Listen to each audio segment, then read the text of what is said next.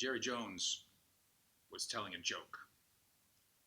And anyone who pretends otherwise, including anyone claiming to feel disrespected by the Ezekiel Elliott related clip, is telling a fib.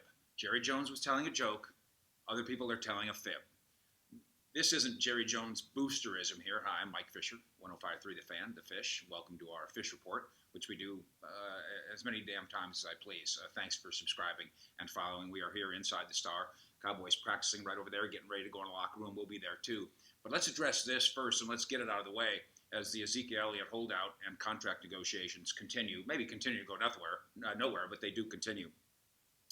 There was a handful of us who corralled the Cowboys owner, Jerry Jones, on Saturday night after the team's win at Hawaii over the Rams.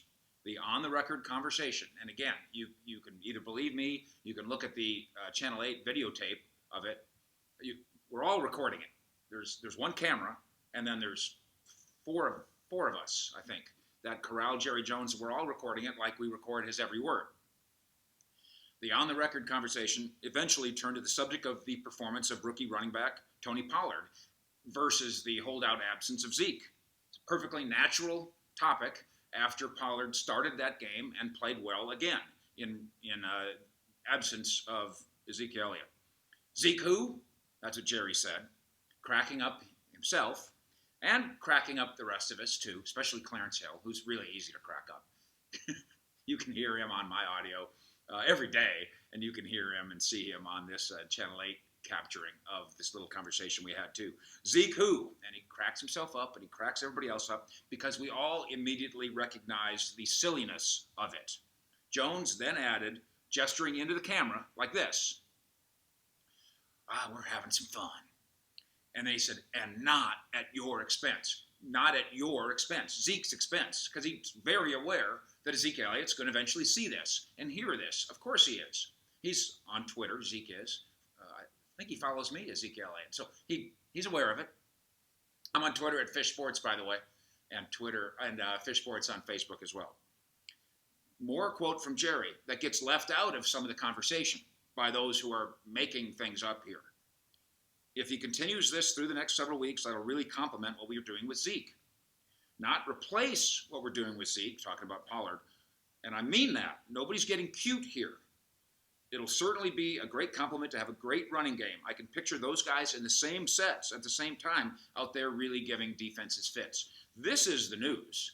This is confirmation of something that we've suspected for a while, which is that Tony Pollard and his versatility and his immediate ability to gobble up the playbook here is going to allow him to not just be Zeke's backup, but to also be on the field at the same time. That's your news.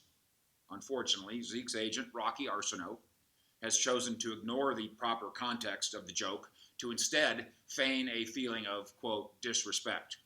Quote, I didn't think it was funny, and neither did Zeke. That's what Rocky told Chris Mortensen at ESPN. We actually thought it was disrespectful. Rocky knows better, and so does Mort. So does any Cowboys watcher who has spent any portion of the last 30 years monitoring Jerry speak and learning how to translate Jerry, as we've done many times over the course of almost 30 years now. You can find the joke unfunny if you want to. You can find the joke in bad timing if you want to. But you cannot pretend that the joke was anything but a joke, and you cannot pretend that the joke shows disrespect to a player who is skipping work while under contract with Dallas, and Dallas insisting to us that they're willing to pay the two-time NFL rushing champion top 5 and maybe even top 2 salary for running back. Top 5 or top 2 salary in NFL history for a running back. You can't pretend that any of that is disrespectful. You especially can take the view, if you wanted to, that the Cowboys are the one who could claim disrespect. They haven't. They won't publicly. They shouldn't.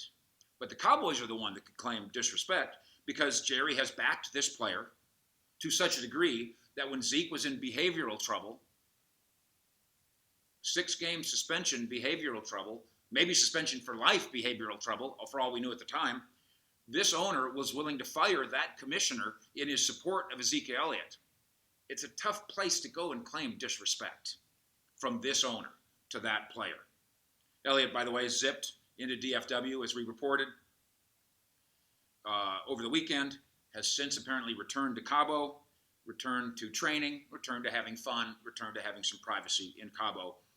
The player in this case, unfortunately for Ezekiel Elliott and anybody else who's under the thumb of this CBA, the player doesn't have very many cards to play. So a holdout is one of the few cards you have in your hand, and you play it. Jerry, meanwhile, has a certain go-to card himself.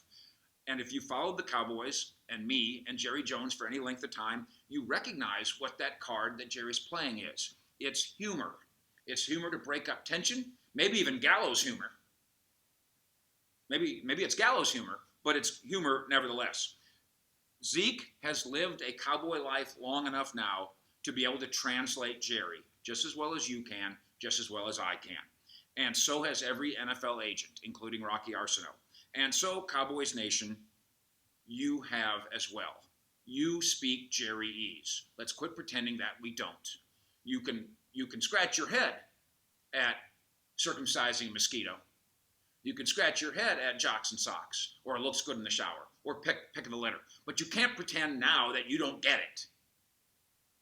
Rocky Arsenault's play for public sympathy here, and that's what it is. It's very transparent.